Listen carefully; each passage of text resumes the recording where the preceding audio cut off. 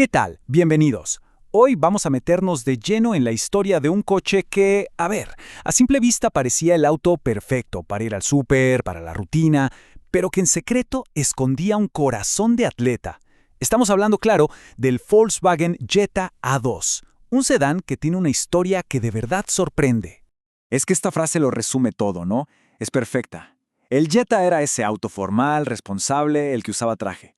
Pero por dentro siempre tenía listo ese potencial deportivo, esos tenis guardados en la cajuela por si acaso. Una doble vida increíble. Para entender bien al Jetta hay que ir al origen. Y es que no apareció de la nada, ¿eh? Fue, digamos, una extensión del legendario Golf, que era como el joven rebelde de la familia. El Jetta fue la respuesta para todos los que amaban la ingeniería del Golf, pero necesitaban más espacio, una apariencia un poquito más formal. Su producción duró de 1984 al 92, y a diferencia de su antecesor, el A2, ya fue pensado desde el inicio para ser un sedán en toda regla. Sólido, aerodinámico, no simplemente un Golf al que le pegaron una cajuela. Nació para pelear en una década súper competida. Y ojo, la competencia en ese entonces era, durísima. Por un lado tenías al Honda Civic, súper confiable sí, pero muchos lo sentían como, no sé, muy ligero. Luego el Toyota Corolla, práctico a más no poder, pero cero emoción, ¿no? Y justo ahí, en medio de todo eso, llega el Jetta a ofrecer algo diferente, esa sensación de manejo sólida, de ir bien plantado en el asfalto. Se volvió la opción para la gente que de verdad disfrutaba manejar. Bueno, ahora vamos a ver cómo estaba construido, porque es aquí donde la leyenda de verdad empieza a tomar forma. No era solo cómo se sentía en las curvas, era la calidad que se podía tocar, que se podía sentir en cada pequeño detalle. El diseño era funcionalismo puro, un homenaje a la línea recta. Sí, era un auto cuadrado, no hay que negarlo, pero tenía una presencia que imponía. No intentaba ser el más bonito del barrio, sino el más eficiente y el más robusto. Cada panel, cada línea gritaba ingeniería alemana, precisión y propósito.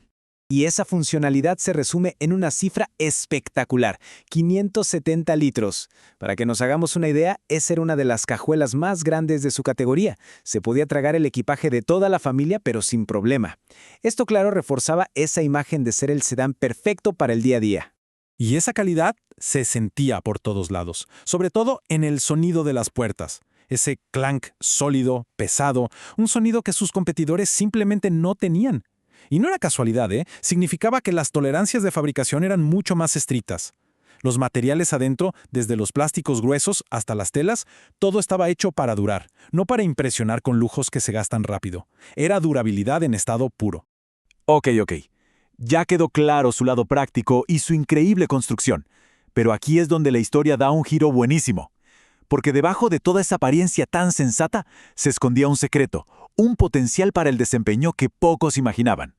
A ver, la gran mayoría de los Jettas venían con motores de 1.6 y 1.8 litros. Súper confiables, eficientes, cumplían su chamba sin quejarse. Eran los motores perfectos para el perfil del coche, llevar a la familia del punto A al B de la forma más segura. Y para los que buscaban ahorrar hasta el último centavo, estaba la versión diésel de 1.6 litros. Famosísima por su rendimiento de combustible, aunque seamos sinceros, era increíblemente lenta. Todo esto, pues, reforzaba todavía más su imagen de coche práctico y ya. Y hasta aquí, todo cuadra. Es un auto sensato. Pero en Volkswagen se hicieron una pregunta que lo cambió absolutamente todo. ¿Qué pasaría si alguien quisiera esa practicidad, ese espacio, esa calidad, pero con una buena dosis de adrenalina? Y la respuesta fue el Jetta GLI con motor de 16 válvulas. Este era el modelo de los tenis en la cajuela. Por fuera seguía pareciendo el mismo sedán familiar, pero debajo del cofre tenía un corazón que le cambiaba el carácter por completo. Y aquí, la cifra clave: 137 caballos de fuerza. A ver, hoy en día eso puede no sonar a una locura, ¿cierto? Pero para un sedán compacto de esa época era una barbaridad.